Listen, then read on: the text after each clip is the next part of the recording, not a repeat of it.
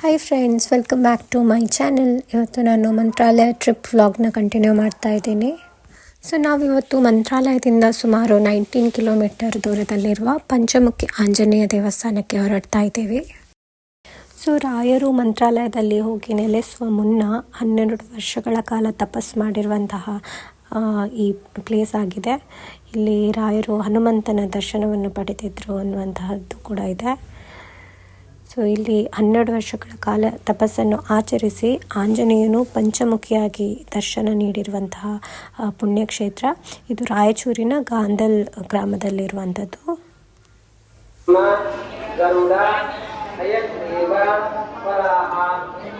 ಇಲ್ಲಿ ಹನುಮ, ಹಯಗ್ರೀವ, ವರಾಹ, ನರಸಿಂಹ, ಗರುಡ ಈ 5 ದೇವತೆಗಳನ್ನು ಒಂದೇ ಸ್ಥಳದಲ್ಲಿ ಕಾಣಬಹುದು. ಅಲ್ಲದೆ ಈ ಗುರು ರಾಘವೇಂದ್ರ ಸ್ವಾಮಿಗಳು 12 ವರ್ಷಗಳ ಕಾಲ ತಪಸ್ಸು ಆಚರಿಸಿದಂತಹ ಗುಹೆ ಕೂಡ ಈ ಗುಡ್ಡದ ಮೇಲಿದೆ. ಗುಡ್ಡದ ಸುತ್ತಲಿನ ಕಲ್ಲಿನ ರಚನೆಗಳು ನೋಡಲಿಕ್ಕೆ ತುಂಬ ಚೆನ್ನಾಗಿವೆ. ಇಲ್ಲಿ ಕಲ್ಲಿನ ಮೇಲೆ ಆಂಜನೇಯ ದೇವರು ಮೂಡಿ ಬಂದಿದ್ದಾರೆ ಅಂತ ಹೇಳಲಾಗ್ತದೆ. ಸೊ ನೀವು ಬೆಟ್ಟದ ತುದಿಗೆ ತಲುಪಿದ ಮೇಲೆ ಅಲ್ಲಿ ಗುಹೆಯ ದೇವಾಲಯದ ಗರ್ಭಗುಡಿ ಕಾಣಲಿಕ್ಕೆ ಸಿಗ್ತದೆ. ಗುಹೆಯೊಳಗೆ ಹೋಗ್ತಿದ್ದಂತೆ ಇದು ಒಂದು ಪವಿತ್ರ ಸ್ಥಳ ಅನ್ನುವಂತಹದ್ದು ನಮಗೆ ಗೊತ್ತಾಗ್ತದೆ. ಸೊ ಹನುಮಾನ್ ದೇವರು ಪಂಚಮುಖಿಯಾಗಿ ಗುರು ರಾಘವೇಂದ್ರರಿಗೆ ದರ್ಶನ ನೀಡಿದ್ದರಿಂದ ಈ ಸ್ಥಳವನ್ನು ಪಂಚಮುಖಿ ಕ್ಷೇತ್ರ ಅಂತ ಕರೆಯಲಾಗ್ತದೆ. ಇದೊಂದು ಧಾರ್ಮಿಕ ಸ್ಥಳವಾಗಿದೆ. ಈ ಸ್ಥಳದಲ್ಲಿ ಪಂಚಮುಖಿ ಹನುಮಾನ್ಗೆ ನಿಯಮಿತವಾಗಿ ಪ್ರಾರ್ಥನೆ ಮತ್ತು ಪೂಜೆಯನ್ನು ಕೂಡ ನಡೆಸ್ತಾರೆ ಅಂತ ಹೇಳ್ತಾರೆ.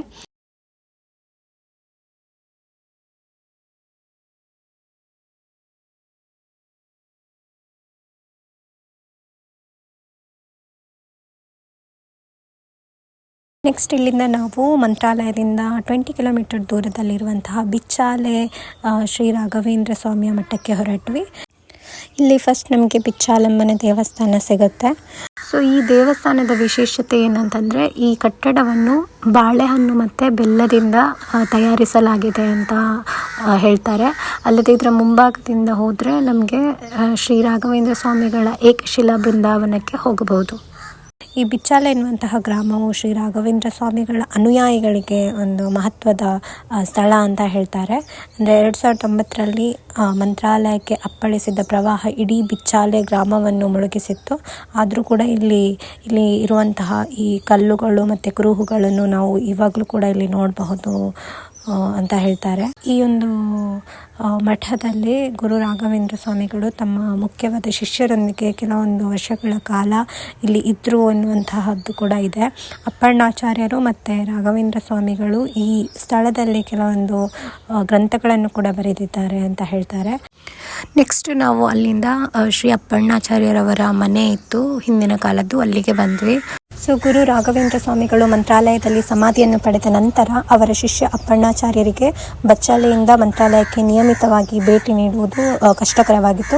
ಅದರಿಂದ ಗುರು ರಾಘವೇಂದ್ರರು ಅವರ ಕನಸಿನಲ್ಲಿ ಕಾಣಿಸಿಕೊಂಡು ತನಗಾಗಿ ಒಂದು ಸರಳವಾದ ಬೃಂದಾವನವನ್ನು ನಿರ್ಮಿಸಲು ಕೇಳಿಕೊಂಡರು. ಆದುದರಿಂದಲೇ ಅಪ್ಪಣ್ಣಾಚಾರ್ಯರು ಮತ್ತು ತಮ್ಮ ಶಿಷ್ಯರು ಭಕ್ತರ ಸಹಾಯದಿಂದ ಬಿಚ್ಚಾಲೆಯಲ್ಲಿ ರಾಘವೇಂದ್ರ ಬೃಂದಾವನವನ್ನು ಸ್ಥಾಪಿಸಿದರು. ಸೊ ಹೀಗಾಗಿ ಇದನ್ನು 2ನೇ ಮಂತ್ರಾಲಯ ಅಂತ ಕೂಡ ಹೇಳ್ತಾರೆ. ಇಲ್ಲಿ ಬಂದು ರಾಯರು ವಿಶ್ರಾಂತಿ ಪಡೆಯುತ್ತಿದ್ದಂತಹ ಸ್ಥಳ.